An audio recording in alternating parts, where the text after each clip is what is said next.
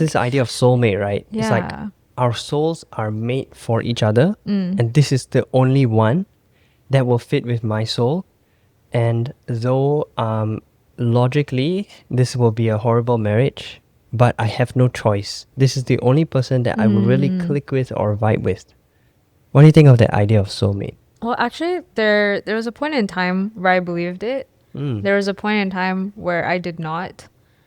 And then now I think I almost have a different definition of soulmate. But okay, when I first believed it, I was like very young, probably like 13, even younger probably, because yeah, from a young age, you're kind of like sold the soulmate idea. From where? From you the see it songs? in fairy tales as well. Movies. Yeah, movies. Yeah, as well as songs.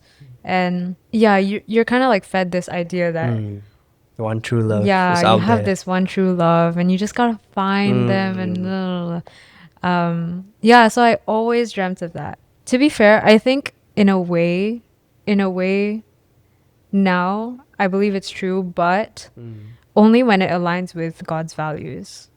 Because I think that is truly like a long-term alignment kind of thing, and it's logical and it's not just based on your own feelings. Last time when I believed in soulmates, like the first time I believed in it, I thought it was like a love where I wouldn't be able to explain it and a love where it's just based on my feelings and this other person's feelings, and if we love each other, that should be enough, right? Yeah, so that was when I believed in it. Then when I didn't believe in it was when I suffered through heartbreak.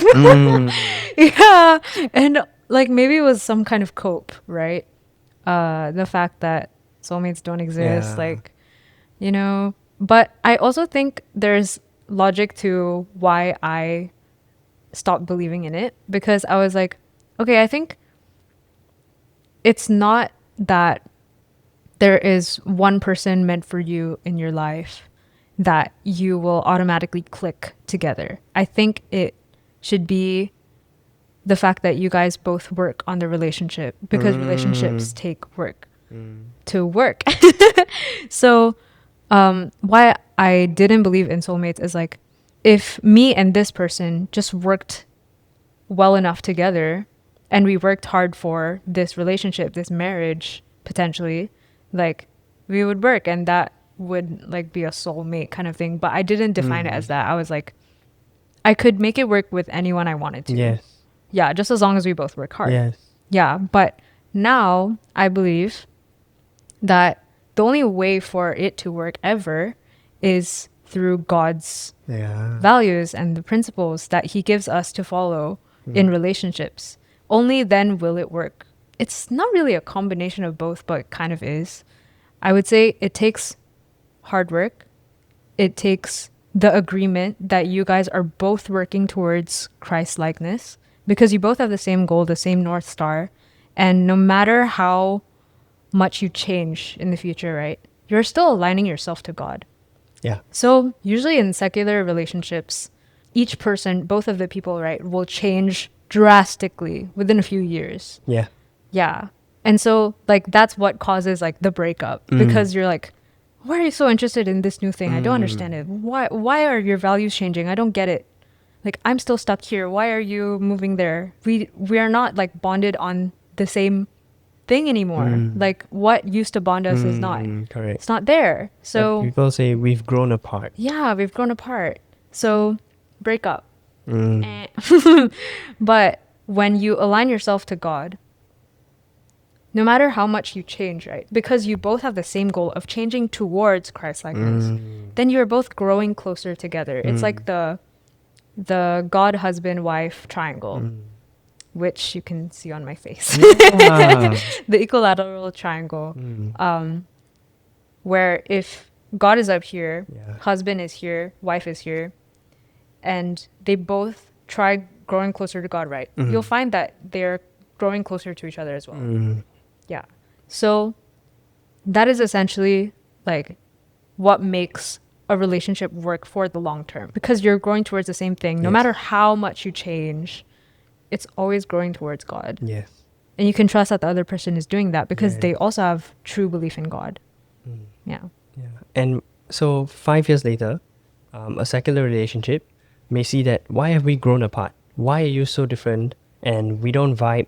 Our values have changed. You believe in B, I believe in A, that A is more important. You think B is more important.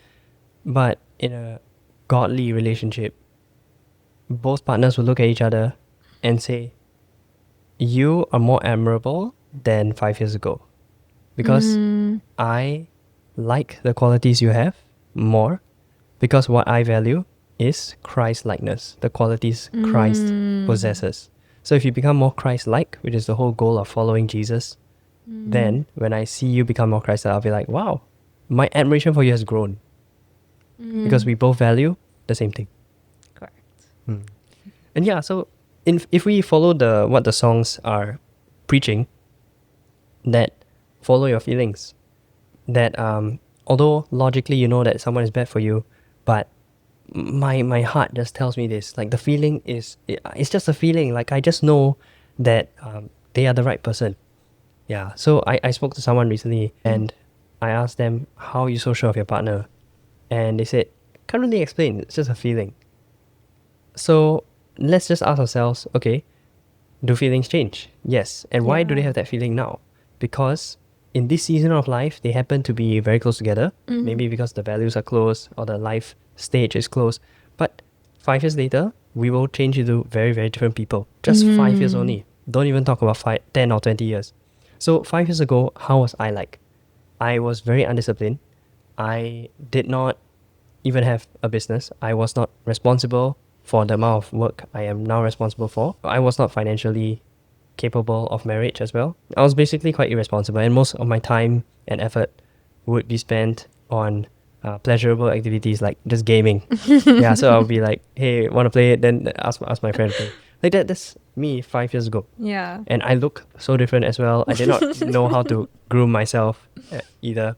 And yeah, so I am so different now. Like this room, we're filming this kind of podcast. Yeah. Never imagined this 5 years ago. Same. Yeah. So how different were you 5 years ago? Okay. Yeah. 5 years ago, I was like trying, it was like very early in my relationship with God, basically.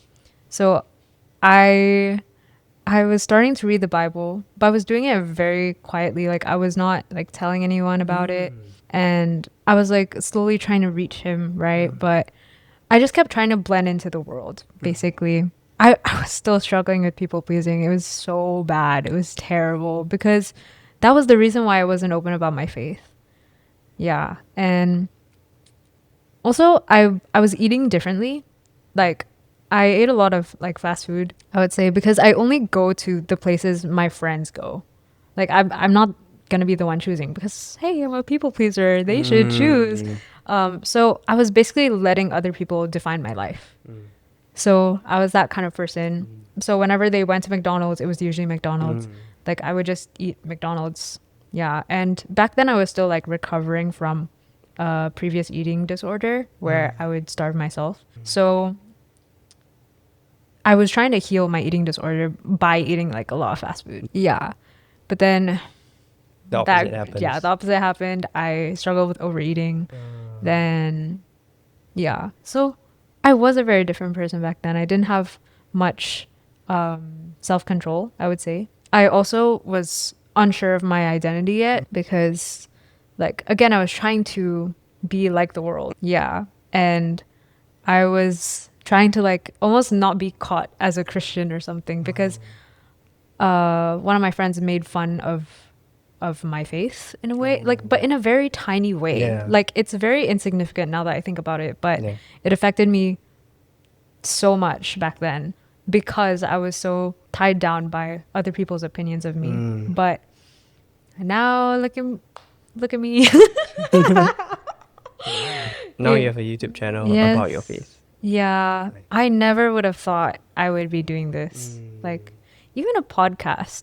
I think I could not yap back then. Like I was more of like a listener. So I think like there are times where I might like go back into that habit during the podcast sometimes, But then I have to like snap myself back to reality and say like, okay, wait, people want your opinions. Okay, Yeah. here you go. Yeah. So I'm still growing in that way. I know I will improve with time as well. Yeah, you're so different. Even like just physically, when you Thanks. look at our old photos, right? Yes. Like we So look true. I look like very babies, different. right? I look like baby Yeah. face. Yeah. And I dressed like very almost alternatively. Hmm. Like it was an alt style. I don't know if you all know the No, aesthetic. sorry, Yeah. I'm a guy. That's okay. That's okay. Yeah, it was very Yeah, but I think what's most yeah. important is that our character was different, our Yes. behavior was different, Yes. personality was kind of different, and like the things we value and prioritize, were different. And so Yeah. now we are so completely different people from 5 years ago. Mm-hmm. Now, what happens 5 years later? Because we're going to get married in less than 1 month, in 24 days actually. Yeah. So, what happens 5 years after we're married? We're going to be so different, right? Yeah, we are. But what we can say about the trajectory of how we've been changing from the past 5 years to now is that we become more Christ-like, right? Our values have become closer to Christ. Yes. And I see the same in you and your past Thank and you. your trajectory. Back at you. Thanks.